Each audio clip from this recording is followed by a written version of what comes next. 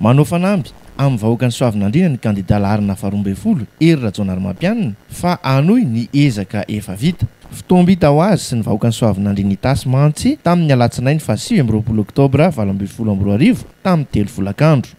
Ka amin'ny fahafitony ny volana Novambra raha ifidy ianao numéro 4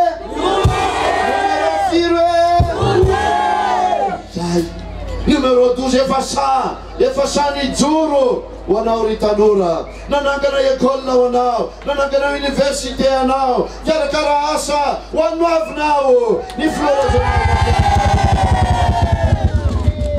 karakaranao vehivavy izy ary zany no antony anaovana an'ireny bloc opératoire ireny satria fantatra ny fahasahirananareo.